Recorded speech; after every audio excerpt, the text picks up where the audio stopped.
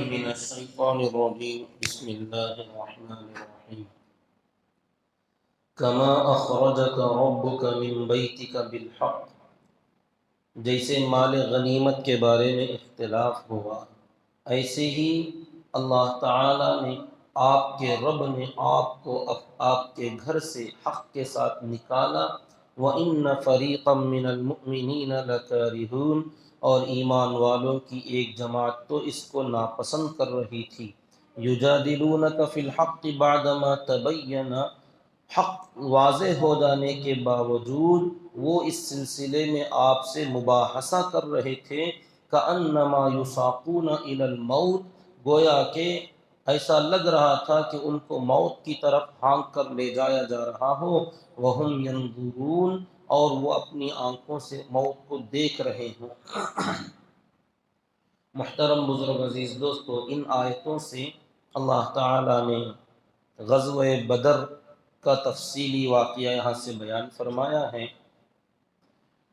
غزوہ بدر وہ غزوہ ہے جو اسلام کی سب سے پہلی جنگ کہلاتی ہے۔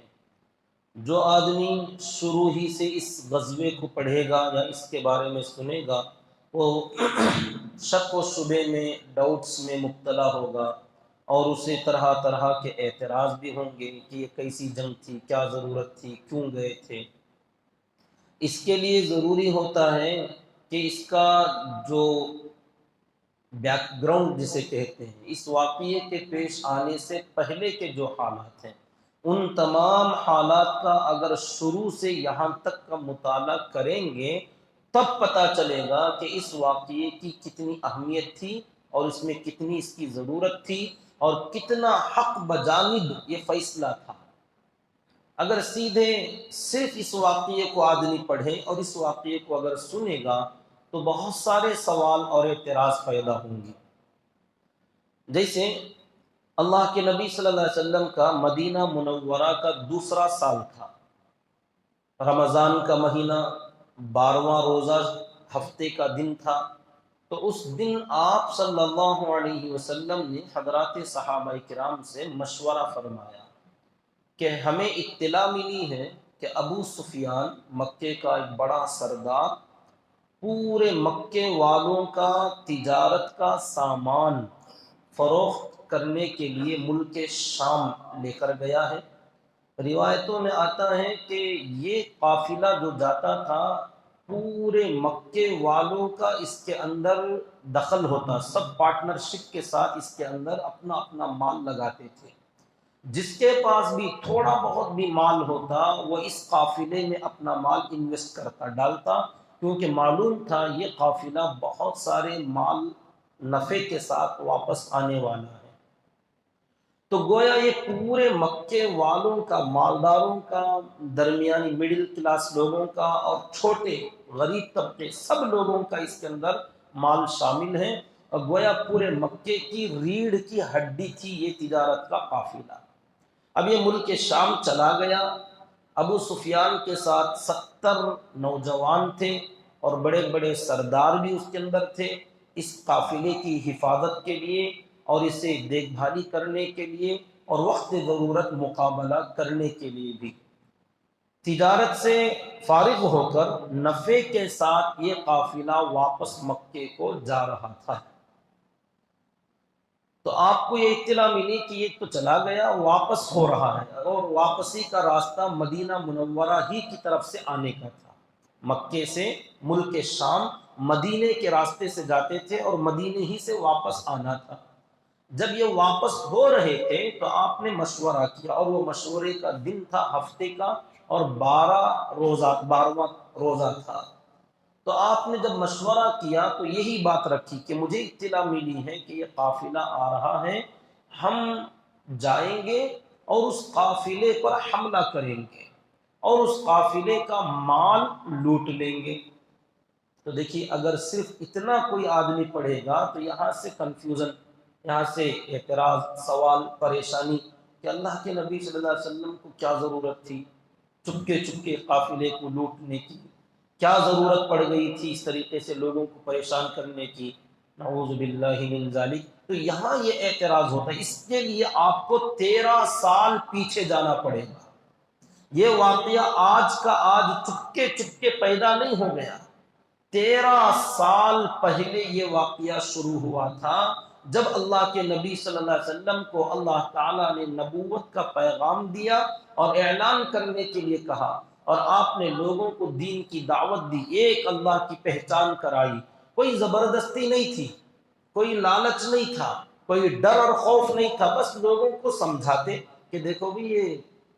تمہارا پیدا کرنے والا، یہ پتلے نہیں ہو سکتے، یہ لکڑی کے، مٹی کے، پتھر کے تراشے ہوئے بت نہیں ہو سکتے، اپنے خالق کو پہچانو، ایک اللہ ہے، وہ اللہ اور میں اس کا رسول۔ یہ آپ لوگوں کو سمجھاتے، جس کی سمجھ میں یہ بات آتی وہ مان لیتے۔ اب ہر آدمی دنیا میں آزاد ہے،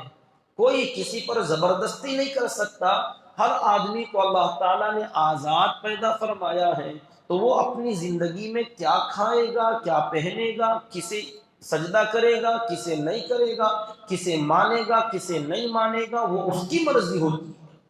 خود اللہ تعالیٰ پیدا کرنے والے نے بھی ڈھیل دے دیا، فَمَنْ شَاءَ فَلْيُؤْمِنْ وَمَنْ شَاءَ فَلْيَكْفُرْ، کہ کوئی زبردستی نہیں ہے کہ جسے دل میں بات آئے، دل چاہے تو ایمان میں داخل ہو، اور اگر دل نہ چاہے کفر اختیار کرے، لیکن یاد رکھیں اس کا سزا کیا ملے گی وہ بتا دیا۔ تو زبردستی نہیں ہے، لا اکراہ فی الدین، دین کے قبول کرنے کے بارے میں کوئی زور زبردستی نہیں۔ اب صاف بات، جب سب کو سمجھایا جاتا، آپ بھی اپنے دین کا پرچار کرو، ہر مذہب والا، ہر دین والا اپنا دین دوسروں کو سمجھائے، جس کی سمجھ میں آئے گا مان لے گا، جس کی سمجھ میں نہیں آئے گا نہیں مانے گا۔ تو آپ صلی اللہ علیہ وسلم جب سمجھاتے ہیں تو جس کی سمجھ میں بات آتی وہ مان لیتے۔ تو اب یہ جو مکے کے لوگ تھے، اللہ کے نبی صلی اللہ علیہ وسلم کے ان ماننے والوں کو طرح طرح سے ٹارچر، زبردستی، ظلم، زیادتی، سزائیں، آپ وہ پوری مکے کی تاریخ اٹھا کر دیکھیں کہ کس طریقے سے حضرت بلال رضی اللہ تعالیٰ عنہ کو، حضرت خباب رضی اللہ تعالیٰ عنہ کو، حضرت سمیہ رضی اللہ تعالیٰ عنہ، حضرت عمار اور حضرت یاسر رضی اللہ تعالیٰ عنہم، اور بہت سارے صحابہ جو بھی ایمان میں داخل ہوتے، چاہے وہ حضرت ابو ذر غفاری رضی اللہ تعالیٰ عنہ، سیدنا ابو بکر صدیق رضی اللہ، حضرت عثمان غنی رضی اللہ تعالیٰ عنہ، کسی کو بھی نہیں بخشا گیا، سب کے ساتھ ظلم و زیادتیاں، مار پیٹ، گویا اپنی اجارہ داری تھی کہ ہماری مرضی، ہم جو چاہیں گے پورے اس پر چلیں گے، یہ کوئی کسی پر زور زبردستی نہیں کر سکتا۔ یہ سلسلہ ایک دو دن نہیں، 13 سال تک چلتا رہا۔ تمام ماننے والوں کا بائیکاٹ کیا جاتا ہے کہ کوئی ان سے نہ خریدے گا نہ ان کو کوئی بیچے گا، جیسے آج بھی لوگ آوازیں اٹھا رہے ہیں۔ یہ پرانی چال ہے، ہم جانتے ہیں ان چالوں کو، ہر زمانے میں کیا۔ ہمارے نبی کے 3 سال تک، 3 سال تک کیا جرم تھا؟ نہ کسی کو ستایا، نہ کسی کو مارا، نہ کسی کو تکلیف دیا، بلکہ اس سے 40 سال تک اللہ کے نبی صلی اللہ علیہ وسلم، اس سے پہلے کی 40 سال کی زندگی ان کے بیچ میں ہے، وہ خود کہتے تھے کہ آپ کے جیسا امانت دار ہم نے دنیا میں کسی کو نہیں دیکھا، آپ سے زیادہ سچا اس پورے مکے میں کیا پوری دنیا میں کوئی نہیں۔ لوگوں نے ہمارے نبی صلی اللہ علیہ وسلم کو 40 سال تک محمد کے نام سے نہیں جانا، محمد کا نام کم، صادق کا نام زیادہ بولتے تھے، امین کا نام زیادہ بولتے تھے۔ مکے میں مشہور تھے صادق، امین، کون؟ عبداللہ کے بیٹے محمد صلی اللہ علیہ وسلم۔ بعد میں جب آپ نے محمد الرسول اللہ کا اعلان کیا، تب سے آپ کا یہ نام فیمس ہونے لگا، لوگوں میں مشہور ہونے لگا، ورنہ تو مکے کے لوگ امین، صادق کے القاب سے آپ کو پکارا کرتے تھے۔ تو اتنی بہترین اخلاق والی ذات، اتنے اچھے صفات والے کہ لوگ اپنے امانتیں لا کر، اپنی بالغ لڑکیاں اگر اپنے سفر میں جانے کا ہوتا، بچی کی حفاظت کا ڈر اور خوف ہوتا، تو آپ کے حوالے کر کے جاتے کہ اس گھر کے اندر بچی جتنی سیف اور محفوظ رہے گی پوری دنیا میں کہیں نہیں رہتی۔ اتنے بہترین اخلاق والی شخصیت کو صرف اس بات پر کہ آپ لوگوں کو ایک اللہ کی پہچان کرا رہے ہیں،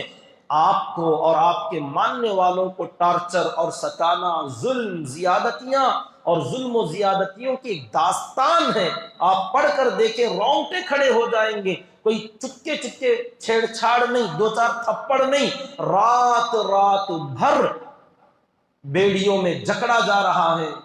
اور آگ جلائی جا رہی، گرمی کے اندر آگ جلائی جا رہی ہے اور اس کے اندر مرچیاں ڈال کر دھواں دیا جا رہا ہے، اور دوپہر کے وقت میں ننگے بدن ریت پر لٹایا جا رہا ہے، دھوپ کے اندر تپتی ہوئی ریت پر لٹانا اور اوپر سے سینے پر پتھر کی چٹان رکھ دینا اور پاؤں کے اندر رسیاں ڈال کر بچوں کے ہاتھ میں دے دینا، گویا کوئی کھلونا ہو، کوئی جانور ہو جسے گھسیٹا جا رہا ہو اور کھینچا جا رہا ہے۔ اور کبھی شوق کے لیے آگ کے انگارے بچھائے گئے اور ایک ایمان والے کو لایا جاتا ہے اور اس کے اوپر پیٹھ کے بل لٹایا جاتا ہے، ان کی خون اور ان کی چربی سے، ان کے جسم سے نکلنے والی رطوبت سے آگ بجھ جاتی ہے۔ آپ اندازہ لگائیے یہ سب کیوں تھا؟ کیا تمہارا کچھ کھایا، تمہارا کچھ لوٹا، تمہارا کچھ نقصان کیا؟ کچھ نہیں تھا۔ یہ بیک گراؤنڈ جس کے نظر میں نہیں ہوگا، جس کے دماغ میں نہیں ہوگا، وہ اس واقعے پر آئے گا تو سوال کرے گا کیا ضرورت تھی بھائی؟ ضرورت یہ تھی 13 سال ان ظالموں نے مارا تھا، ظلم کیا تھا، اور اس کے بعد بھی جب صحابہ کرام نے اور اللہ کے نبی صلی اللہ علیہ وسلم نے فیصلہ کیا، اللہ کا حکم ہوا کہ یہ لوگ آپ کو ستانے سے باز نہیں آئیں گے، ایک کام کرو آپ یہاں سے نکل جاؤ، کسی دوسری جگہ پر جا کر آباد ہو جاؤ۔ تو مکہ چھوڑ کر اپنا گھر، اپنے آبا و اجداد کا وطن، بچپن سے پوری زندگی جہاں گزری، اس گھر کو چھوڑ کر، اس ملک کو چھوڑ کر، اس شہر کو چھوڑ کر، اپنا مال جو ہو سکا وہ لے کر، جو آئے اہل و عیال انہیں ساتھ لیا، جو نہیں آئے ان کو چھوڑ دیا اور نکل کر کھڑے ہوئے تو جانے بھی نہیں دیا جاتا۔ کیا ظلم تھا کہ جانے نہیں دیا جا رہا ہے، اور جو گئے چوری چھپے، ڈرے ڈرے، گویا ان کا کچھ لوٹ کر جا رہے ہوں، سب اپنا گھر چھوڑ دیا، جائیداد چھوڑ دیا، مکان دکان سب چھوڑ دیے، تجارتیں چھوڑ دیے، باغات چھوڑ دیے، اور اپنے اہل و عیال، کسی نے اپنی بیوی کو چھوڑ دیا، کسی نے بچوں کو چھوڑ دیا، رشتہ داروں کو چھوڑ دیا، اکیلے اکیلے جا رہے ہیں، انہیں بھی جانے نہیں دیا جاتا۔ کیا تم غلام بنا کر رکھو گے لوگوں کو؟ رات کے اندھیروں میں عورتیں نکل رہی ہیں، بچے نکل رہے ہیں، دو چار آدمی انفرادی جماعتیں جیسے جس کو سہولت ہو سکی نکلے اور مدینہ منورہ کی طرف جا کر جمع ہو گئے۔ حضرت سہیل رومی رضی اللہ تعالیٰ اکیلے جب نکلے تو لوگوں نے ان کو پکڑ لیا، مارنے کے لیے آئے، قتل کرنے کے لیے آئے۔ کہا ایک سودا کر لیتے ہیں، میرا مال ہے، میں نے فلاں فلاں جگہ پر چھپا کر رکھا ہے، وہ لے لو اور مجھے جانے دو۔ کہا اچھا ٹھیک ہے، سارا پتہ بتا دیا، فلاں گھر میں، فلاں جگہ پر، فلاں علاقے میں نے دیا ہے، وہاں چھپا کر رکھا، دبا کر رکھا، فلاں فلاں کو قرض دیا، یہ سب تم لے لینا، اور اپنے اکیلے اپنی جان بچا کر مدینہ منورہ چلے گئے۔ تو کیا یہ ظلم نہیں تھا؟ اپنے گھر لوٹ لیے، مکان دکان تجارتیں سب باغات سب چیزوں کو انہوں نے لے لیا، اور اس پر یہ لوگ اترانے لگے، خوب مزے کرنے لگے۔ تو اب یہ صحابہ کرام کا چھوڑا ہوا مال، یہ لوگ اسی مال کی بنیاد پر طاقت کے نشے میں آ کر ہی صحابہ پر ظلم کر رہے تھے، اور یہی طاقت ان لوگوں کے لیے اصل سبب بنی تھی صحابہ کو پریشان کرنے کی، کہ ہم بڑے ہیں، ہم مالدار ہیں، ہم حکومت والے ہیں، ہمارے یہاں سلطنت، ہم آقا لوگ ہیں۔ تو ان کی ریڑھ کی ہڈی توڑنا ضروری تھا کہ یہ مال، یہ دولت ہی ان لوگوں کو فرعون بنا کے رکھا ہے۔ تو جب آپ کو اس قافلے کی اطلاع ملی، اب آپ آئیے اس واقعے پر، ابھی میں نے پوری تفصیل نہیں، مختصر بتایا، 13 سال کی زندگی، ایک ایک صحابی کی ہسٹری، ان تمام کی زندگیوں کے واقعات اور تکلیفیں اور ان کا چھوڑا ہوا مال، ظلم و ستم۔ اس کے بعد مدینہ آنے کے بعد بھی خاموش رہنے نہیں دیا جاتا، یہاں بھی لوگوں کو بھیجتے ہیں، خط بھیجتے ہیں، ڈراتے ہیں، مدینے والوں کو دھمکیاں دیتے ہیں کہ ان کو نکال دو ورنہ تمہیں بہت نقصان اٹھانا پڑے گا، ہم تمہیں مار دیں گے، کچل ڈالیں گے، ختم کر ڈالیں گے۔ تو اتنا زیادہ جب سر چڑھ کر کسی کا ظلم بولنے لگتا ہے تو ان کے پیر کاٹنا، ان کے ریڑھ کی ہڈی کو توڑنا اور انہیں کمزور کرنا از حد ضروری ہو جاتا ہے۔ تو یہ پہلا موقع تھا جو 13 سال کے بعد مدینہ آنے کے 1 سال کے بعد، تو ٹوٹل 14 سال کے بعد میں پہلا اقدام تھا۔ تو یہ جس کی نظر میں نہیں ہوگا سوال اسے ہوگا، جسے نظر میں یہ سب واقعات رہیں گے۔ اللہ کے نبی صلی اللہ علیہ وسلم کا یہ فیصلہ اتنے لمبے مجاہدے کے بعد، اللہ کا حکم تھا اب تک یا ایھا الذین آمنوا اصبروا وصابروا ورابطوا، اے ایمان والو صبر رکھو، دھیرج رکھو، اطمینان سے رہو، اللہ کے ساتھ اپنا تعلق مضبوط رکھو، لڑائی جھگڑا مت کرو، قتال مت کرو، پریشان نہ ہو، اپنے آپ میں جمے رہو، استقامت کے ساتھ رہو۔ اب جا کے اللہ تعالیٰ نے اجازت دی اذن للذین یقاتلون بانہم ظلموا، ظلم کے بدلے میں اللہ نے اجازت دی کہ اب تم بھی مقابلے کے لیے کھڑے ہو جاؤ، اتنا لمبا عرصہ گزرنے کے بعد۔ تو اب آپ نے پہلی مرتبہ یہ کوشش کی کہ یہ جو تجارت کا قافلہ ہے اس میں ہمارا ہی مال ہے، ہمارا ہی چھوڑا ہوا مال جس پر یہ لوگ ناز کر رہے ہیں۔ تو آپ نے صحابہ سے مشورہ کیا کہ اس قافلے پر حملہ کریں گے، کیونکہ مدینہ منورہ کے اندر بھی صحابہ کی حالت بہت نازک تھی، کمزوری تھی، غربت تھی۔ انصار صحابہ اپنی تجارت میں، اپنی زراعت میں، اپنے گھروں میں ان مہاجر صحابہ کو پارٹنر اور حصہ دار بنائے ہوئے تھے۔ گزر بسر کی تنگی تھی، پریشانیاں تھیں، تو سوچا کہ یہ دشمن ہے اور ہمارا مال ان کے پاس ہے، تو یہ اپنا مال ہم لے لیں گے تو ہماری کچھ سہولت بھی ہو جائے گی، وسعت ہو جائے گی، صحابہ کو یہاں کچھ آرام سے زندگی گزارنے کا موقع مل جائے گا، اور دوسرے ان دشمنوں کو بھی کچھ پتہ چل جائے گا، ان کو بھی کچھ کمزور کرنے کا موقع ملے گا۔ چپکے چپکے ایرے غیرے کے ساتھ یہ معاملہ نہیں کیا گیا، بلکہ یہ وہ لوگ تھے جنہوں نے ان کے ساتھ ظلم کا معاملہ کیا تھا۔ تو اب آپ نے یہ مشورہ کیا کہ ابو سفیان کا یہ تجارتی قافلہ اس راستے سے گزر رہا ہے، ہم اس کے اوپر جائیں گے اور مقابلہ کریں گے، اسے لوٹ لیں گے۔ تو بعض صحابہ کرام نے اعتراض کیا کہ ہمیں اس کی ضرورت نہیں، ہمیں کیا اس کی ضرورت پیش آئی ہے۔ تو آپ صلی اللہ علیہ وسلم نے فرمایا یہ اللہ کی طرف سے اشارہ ہے، میں چاہتا ہوں، اور آپ نے صحابہ پر زبردستی نہیں کی بلکہ مطلق چھوڑ دیا کہ جو آنا چاہے وہ آ سکتا ہے، جتنے لوگ آنا چاہیں آ جائیں۔ کچھ لوگوں نے کہا ہمارے پاس سواریاں نہیں ہیں، دوسرے قریے میں فلاں قریوں کے اندر ہم نے چھوڑ رکھا ہے، جا کر اپنا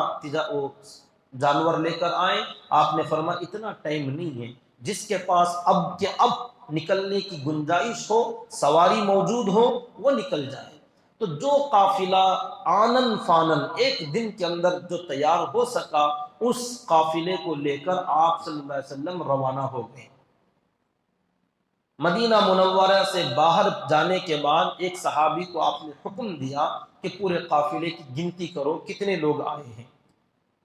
تو گننے والے نے شمار کر کے بتایا 313 تقریباً لگ بھگ ہیں، تو مشہور ہے 313۔ تو آپ صلی اللہ علیہ وسلم نے نیک فالی لیتے ہوئے فرمایا الحمدللہ یہ وہ جماعت ہے جو طالوت کے ساتھ تھی۔ طالوت بادشاہ جو جالوت کا قتل کرنے کے لیے حضرت داؤد علیہ السلام کا زمانہ تھا، ایک واقعہ اللہ نے قرآن میں بیان کیا، جب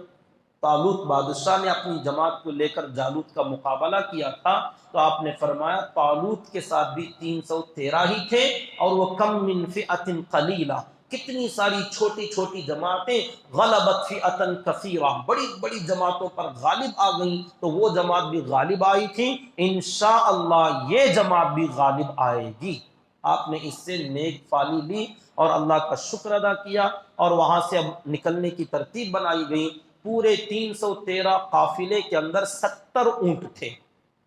اونٹوں پر سوار ہو کر جانا تھا، تو ایک ایک اونٹ پر 3 آدمیوں کو آپ نے بانٹ دیا، تقسیم کر دیا۔ خود اللہ کے نبی صلی اللہ علیہ وسلم کے حصے میں بھی جو اونٹ آیا اس پر حضرت ابو لبابہ ابن منذر اور حضرت علی رضی اللہ تعالی عنہما شریک تھے، تینوں اتنے میل طے کر لیے تھے، وہاں سے وہاں تک ایک صحابی سوار ہوتے، اس کے بعد دوسرے، اس کے بعد تیسرے۔ اللہ کے نبی صلی اللہ علیہ وسلم کا بھی جب نمبر آتا نیچے اترنے کا تو یہ دونوں حضرت ابو لبابہ اور حضرت علی رضی اللہ تعالیٰ عنہما عرض کرتے کہ اے نبی جی آپ سوار رہیے، آپ چلیے، آپ بیٹھے رہیے، ہم چلتے ہوئے آئیں گے، آپ کو اترنے کی ضرورت نہیں۔ تو آپ بڑے پیارے انداز میں فرماتے تم دونوں مجھ سے زیادہ طاقتور تو نہیں ہو، تمہارے سے زیادہ ہٹا کٹا طاقتور تو میں ہوں، تم میرے سے زیادہ جوان، مجھ سے زیادہ پہلوان نہیں ہو سکتے کہ تم چلو گے، تم تکلیف برداشت کرو گے اور میں آرام سے رہوں، میں اتنا کمزور نہیں ہوں، ہاں تم میرے مقابلے میں کمزور۔ اور دوسری بات یہ کہ ثواب کی ضرورت جتنی تمہیں ہے اتنی مجھے بھی ہے۔ ایسی بات نہیں کہ ثواب صرف تمہیں ہی چاہیے، مجھے بھی چاہیے، تو مجھے بھی اللہ کے راستے میں پیدل چلنے کا ثواب بھی چاہیے اور تمہارے مقابلے میں طاقتور بھی ہوں، تو جیسے تم سواری کرو گے میں بھی کروں گا، جیسے تم پیدل چلو گے ویسے میں بھی پیدل چلوں گا۔ یہ ہمارے نبی پاک صلی اللہ علیہ وسلم کی اعلیٰ اخلاق اور آپ کے صفات تھے۔ بہرحال انشاءاللہ اگلا واقعہ آگے کی آیتوں کا اگلا کل عرض کر لیں گے اگر زندگی باقی رہی۔ اللہ تعالیٰ سے دعا کریں کہ اللہ رب العزت مجھے اور آپ کو اپنے پیارے نبی صلی اللہ علیہ وسلم کی زندگی میں جو سبق اور جو عبرت ہے اللہ ہمیں اس سے سبق حاصل کرنے کی توفیق عطا فرمائے۔ آمین۔ سبحان اللہ و بحمدہ، سبحانک اللہم و بحمدک۔